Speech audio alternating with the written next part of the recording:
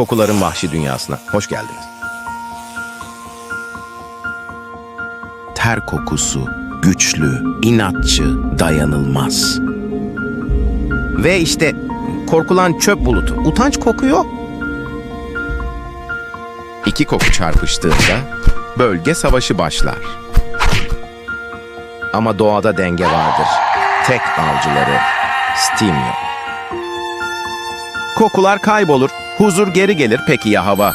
Muhteşem. Stimio. Bugün değil, kötü koku.